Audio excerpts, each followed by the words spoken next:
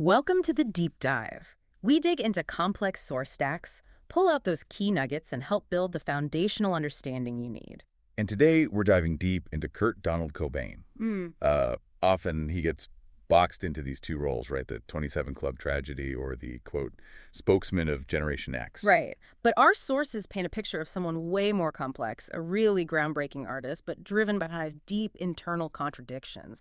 They fueled his art, but also, well, defined his legacy. Exactly. And that tension, the real artist versus this like accidental icon status he got landed with, that's what we're focusing on. Yeah, we've gone through a ton of material covering his whole life. From growing up in Aberdeen, Washington, his pretty unique artistic methods, some surprising influences, that chaotic personal life, even his weird thing for cheap guitars. Our mission here is really to get past the mythology, to understand the actual person, the conflicted guy behind that anti-establishment image. What really stands out, and I think we need to get this up front, is just how uncomfortable Cobain was with that whole role. Oh, profoundly. He hated being called the spokesman. He felt like the sheer scale of Nirvana's success just led to this massive misunderstanding, almost a willful misreading of what he was trying to say artistically. So that friction, his punk roots, which were super important to him, clashing with this just overwhelming global fame machine. That's where the real story is, that constant battle. We need to keep coming back to that. Okay, so let's unpack where he came from, the environment that first shaped him. Kurt Donald Cobain, born February 20, 1967, Aberdeen, Washington. And the family background's interesting. There's Irish ancestry. The Cobain name apparently comes from County Tyrone, immigrants back in 1875. And music was definitely already there. Yeah, how so? Well, his mom's brother, Chuck Freidenberg, was in a local band, the Beachcombers. And even more surprisingly, maybe, his great-uncle Delbert. He was actually a professional Irish tenor, had a career, even appeared in a 1930 movie, King of Jazz. Wow. Okay, so it was in the bloodline, kinda. Seems like it. And early on, Kurt was apparently a really happy, excitable kid, singing Beatles songs like Hey Jude, ELO stuff, apparently from age 2. But then came the big fracture point, his parents' divorce when he was 9. Yeah. And according to everyone, his mom, Kurt himself later, that was the moment. His mom, Wendy, said his whole personality just flipped. He became withdrawn, defiant, really started acting out. And he talked about feeling ashamed, right? Deeply ashamed. Intensely ashamed. Yeah. He said in '93, he just desperately wanted that typical family. Losing that, it created this bitter resentment towards his parents that lasted for years. It wasn't just, teenage angst. It set up this core instability. And the instability just kept rolling, didn't it? His dad, Donald, remarried a woman named Jenny Westby, even though he'd apparently promised Kurt he wouldn't. Right. And suddenly there's a stepmom, her 2 kids, and then a new half-brother, Chad, born in '79. Kurt just rejected all of it, saw him as replacements, resented not being the only boy anymore, insisted it wasn't his real family. Wow. And meanwhile, his mom's situation wasn't exactly stable either. No. She started dating this guy who was abusive. And the sources confirm Kurt witnessed domestic violence. There was this one really awful incident where his mom ended up in the hospital with a broken arm. God, that's rough for a kid to see. Incredibly rough. And apparently, despite seeing that, she didn't press charges initially, stayed in the relationship for a bit longer. It's just layer upon layer of chaos. And you see how this feeds into that outsider persona developing? If the world feels that unstable, rejection becomes like a shield. You can see that rejection playing out in weird ways, too, like the sports thing. Oh, yeah. His dad pushes him into wrestling, Little League. Yeah. Standard stuff. But Kurt's response, pure sabotage. He'd deliberately get pinned instantly in wrestling, strike out on purpose in baseball, just to undermine his dad's expectations. It's passive resistance, but pretty defiant. Totally. It's a pattern, right? That kind of passive-aggressive control pops up later with fame, too. And then in high school, this exploring identity, he becomes friends with a gay student. Yeah. And predictably, gets bullied for it. People assume he must be gay, too. But his reaction is key. He claimed he liked that association. Why? Because it made people leave him alone. His quote is pretty famous. I started being really proud of the fact that I was gay even though I wasn't. It wasn't about sexuality necessarily, but about carving out psychological space, wanting to be left alone. Yet at the same time, his defiance could be, well, kind of nonsensical alongside the serious stuff. Exactly. You got police records showing him arrested for spray painting, ain't got no how, whatchamacallin on cars. Yeah. Pure punk absurdity. Right next to something like God is gay, which is a powerful statement. It shows that internal conflict, doesn't it? reaching for meaning, but also just reveling in the chaos, the meaninglessness of punk. So when did the shift towards music really happen? The pivot point seems to be his 14th birthday, 1981. His uncle gives him choice, bike or used guitar. He chose the guitar, obviously. Yep. Started trying to learn big rock stuff, Led Zeppelin, Stairway to Heaven, that kind of thing. But quickly moved to writing his own stuff after figuring out simpler things like Louie Livy. But the real game changer was meeting Buzz Osborne, right? From the Melvins. Absolutely. Osborne was his gateway, introduced him to the essential punk and hardcore bands, The Clash, Sex Pistols, Black Flag, stuff that really resonated. And Cobain said seeing the Melvins play live was huge for him. Yeah, he claimed the first live show he ever saw was them playing free outside the Thriftway supermarket where Buzz worked. He wrote about it in his journal, said, "It just blew me away. I was instantly a punk rocker." So that connection was fundamental. Totally. He didn't just like them. He said he learned almost everything about how to approach music from the Melvins. That DIY punk thing became his new tribe, in a way. And this new focus meant school kind of fell by the wayside. Completely. Dropped out of Aberdeen High just 2 weeks before graduation. Didn't have the credits. Which led to his mom laying down the law. Yeah. Get a job or get out. His stuff ended up in boxes. That was pretty much the final break with his family home. And this leads into that period of supposed homelessness, the whole something in the way story. Right. The iconic image of him living under the bridge over the Wishka River. It's part of the mythos. But Christian Novoselic later kind of poured cold water on that, called it revisionism. How so? Novoselic basically said, yeah, Kurt hung out there a lot, but trying to actually live on those muddy banks with the tides, pretty much impossible. So maybe an exaggeration, shaping the reality into art. Seems likely.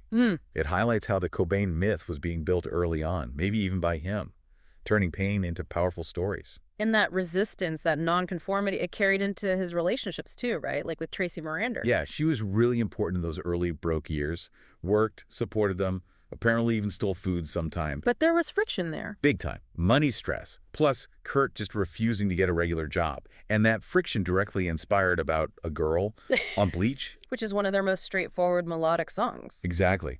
But the twist is, Tracy didn't even know the song was about her until years after he died, which tells you a lot about how guarded he was, even with people close to him. And then there was Toby Vale from Bikini Kill. That relationship sounds intense. Super intense.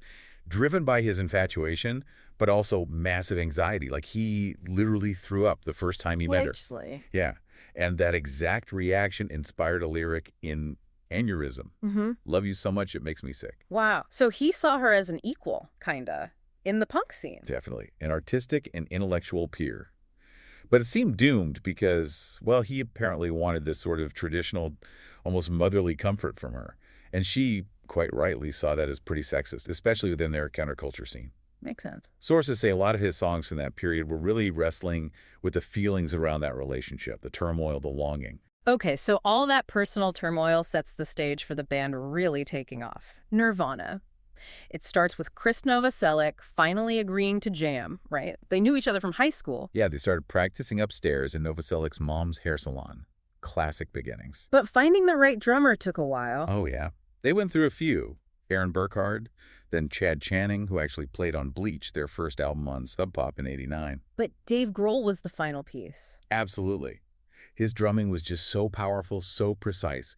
He joined just in time for them signing to a major label, DGC, and recording Nevermind in 1991. And then, boom, smells like Teen Spirit. Boom is right.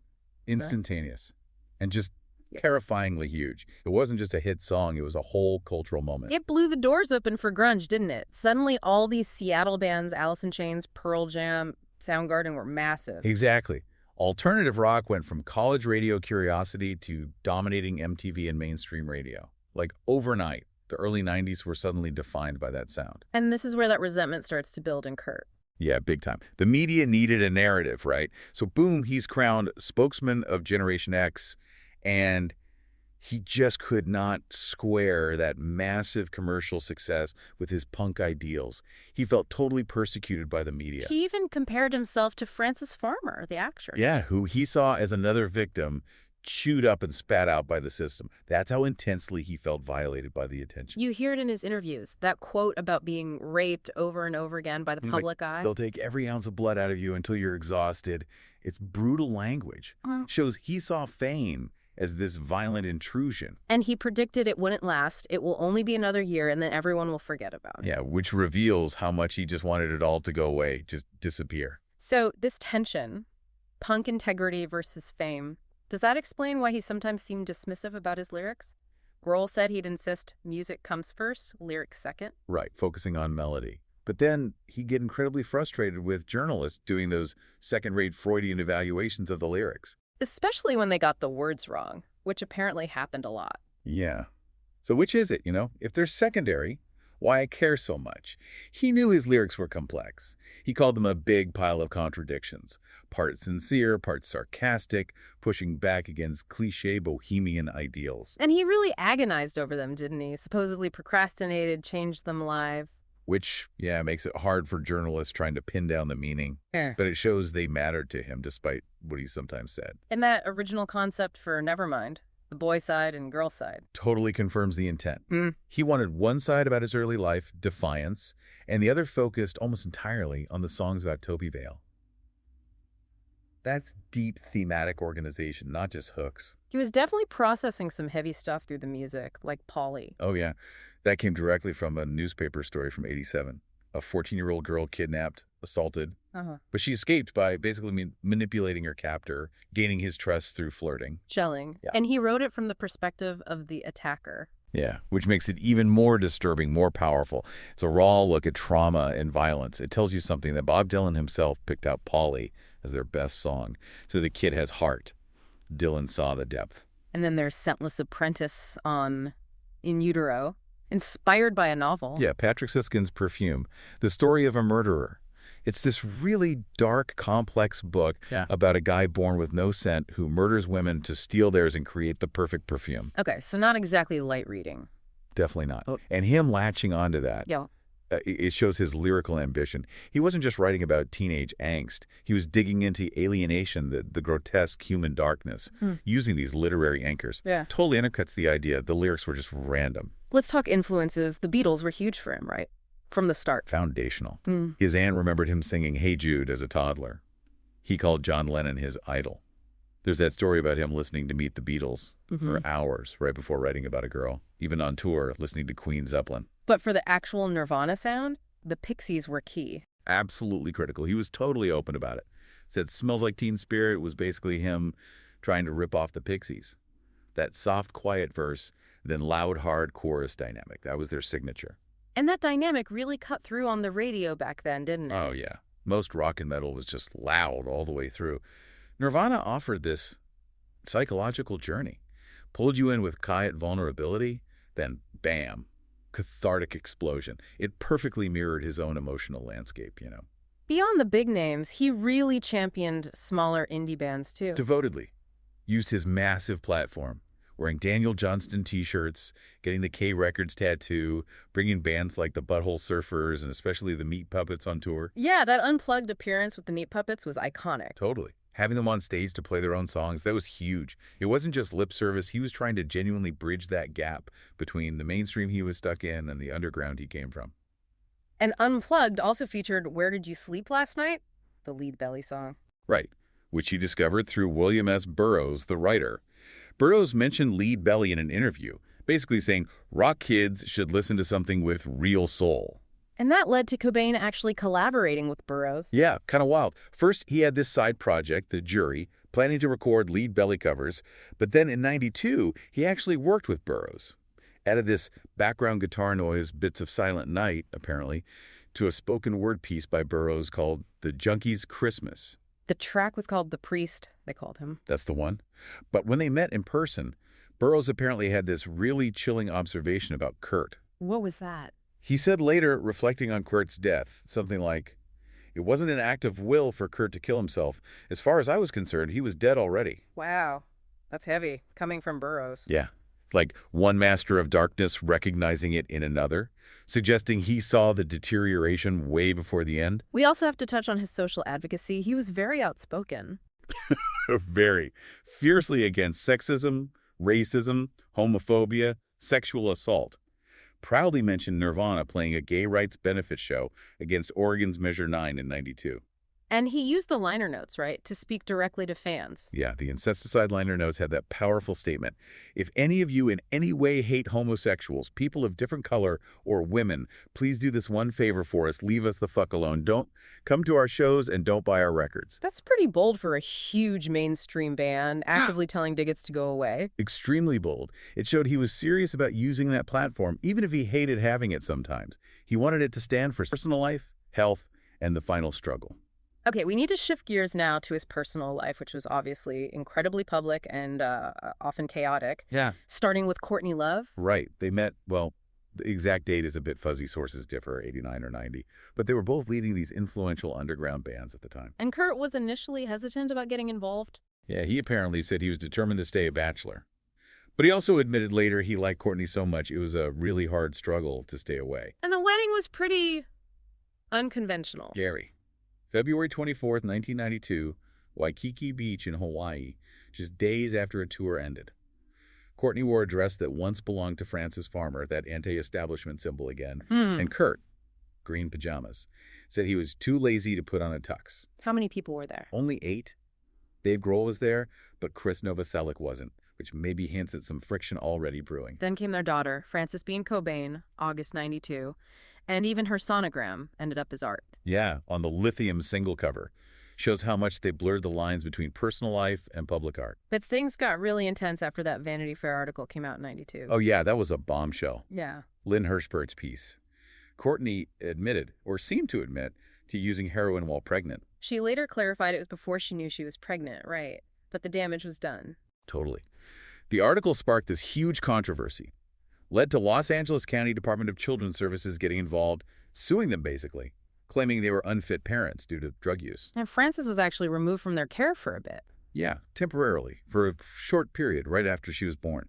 For Kurt and Courtney, who both came from fractured families and seemed to really want stability, that must have been absolutely devastating. Publicly shamed, daughter taken away, brutal. Alongside all this relationship drama, Kurt was dealing with serious health problems, physical and mental. A whole slew of them. Diagnosed with ADD as a kid, later chronic bronchitis, minor scoliosis, depression, narcolepsy, manic depression was mentioned too. It's a heavy list. Seems like a baseline of physical and psychological struggle was just always there. And the big one was the chronic stomach pain. Yeah, intense pain. He claimed it was psychosomatic, from anger and screaming, so bad it made him vomit constantly. And this became his justification for his heroin use. Which started pretty early, like 1986, and became a full addiction by late 91. That's the timeline reported. And he explicitly said he was determined to get a habit because of the stomach pain, as self-medication. He described the relief, saying after 3 days straight of using heroin, the pain was gone. He framed it as a desperate measure for physical agony. But Buzz Osborne had a different take on that. A starkly different take. Osborne, his longtime friend, basically called bullshit. Said Kurt made it up for sympathy and used it as an excuse to stay loaded. Buzz argued the vomiting wasn't from some mystery stomach ailment. It was just a normal side effect of heroin use. So we have these two conflicting narratives, even from people close to him. Was the pain real, or a story to cover the addiction? Exactly. It shows how tangled and maybe unknowable the core truth was. But regardless of the why, the addiction itself was having huge impacts. Like before that Saturday Night Live performance in 92. Yeah, he'd used heroin, apparently fell asleep repeatedly during a photo shoot, and was openly defiant about it, saying things like, "They're not going to be able to tell me to stop." And then came the overdoses, near fatal ones. Scary close calls. The morning after that SNL show in 92, he OD'd. Courtney managed to revive him. Then, before a show in New York in 93, another overdose. And Courtney used naloxone that time, the reversal drug. Yeah, she apparently had it on hand, injected him, brought him back, and then he went on stage and performed like nothing happened. Nobody in the audience knew. Jesus. Talk about living on the edge. The band was operating right on that precipice. Biographer Charles Cross said Love had seen Kurt near death from overdoses more than a dozen occasions by early 94. Which brings us to March 1994. Things really started to unravel. Yeah, they were touring in Europe.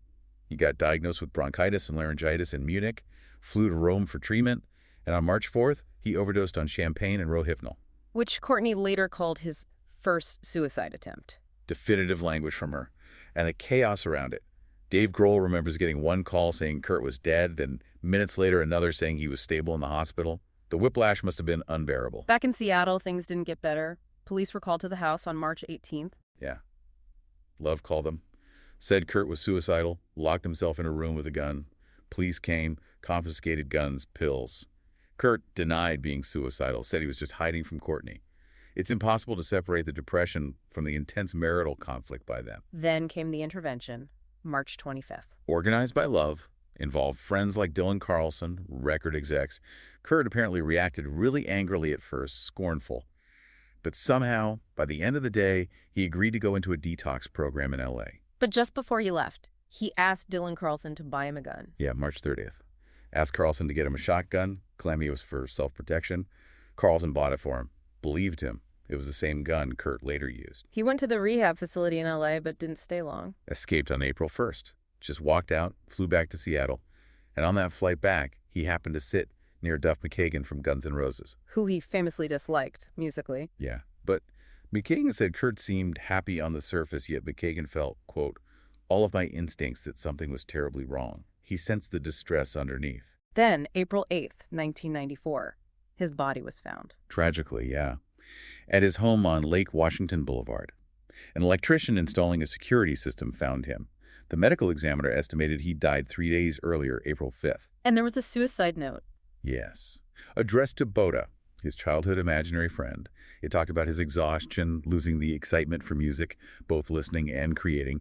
And it included that famous Neil Young line. It's better to burn out than to fade away. Yeah. Which is itself such a contradiction, isn't it? Romanticizing destruction over the kind of quiet artistic evolution he sometimes seemed to want. The public reaction was immediate and huge. Massive. A vigil in Seattle drew around 7,000 people. Nirvana sales just skyrocketed globally. There were reports from record stores in Seattle describing this pathetic scene of people rushing to buy albums they didn't already own. The tragedy was instantly commodified. Dave Grohl called it probably the worst thing that ever happened to him. Yeah. But he also said, sadly, that he felt like he'd been emotionally preparing for it for a while, believing sometimes you just can't save someone from themselves. Decades later, his influence is undeniable, isn't it? He's seen as one of the most important figures in alternative rock history. Absolutely. That angst-fueled songwriting, the raw vulnerability, the anti-establishment stance, it genuinely broadened what mainstream rock could be about. Proved that chaos and pain could connect with millions. His induction into the Rock and Roll Hall of Fame in 2014 felt inevitable, made him maybe the most famous member of the 27 Club. Yeah, but what's interesting is how analysts looked at his death. Paul Lester wrote about the myth-making machinery kicking in immediately. The idea being that his suicide kind of froze him in time, prevented him from, quote, sullying his reputation with the complexities or compromises or potential failures that might have come later.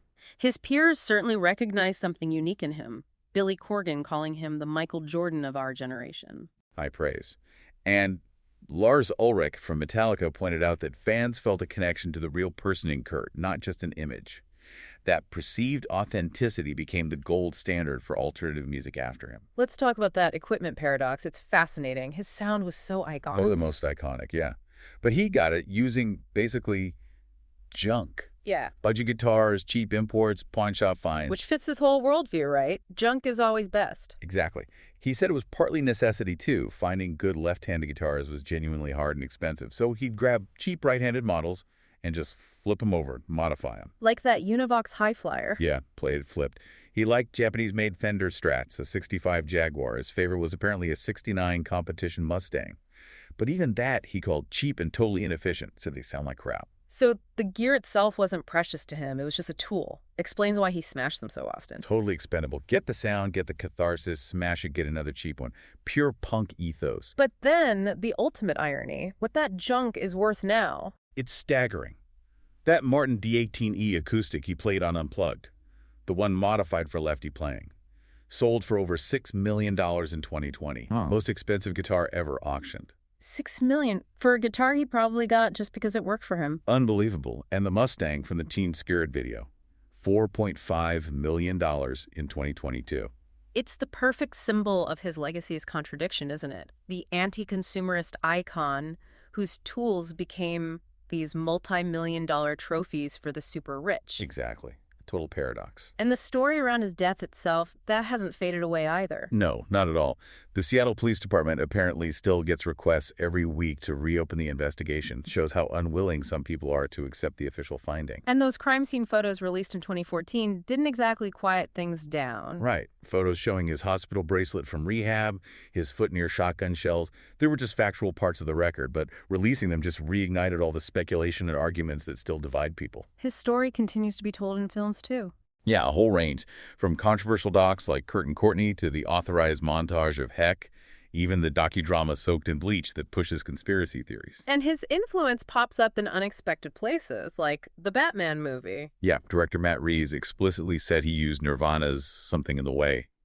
That song linked to his supposed homelessness as the key inspiration for Robert Pattinson's really isolated, kind of broken Bruce Wayne. Cobain's image is still the shorthand for the haunted outsider. Danny Goldberg, his old manager, had an interesting take, called Cobain arguably the last of that era. Meaning he bridged that gap, like the Beatles did, where music could be massively popular, huge hits, but still connect deeply with the artistic, intellectual underground.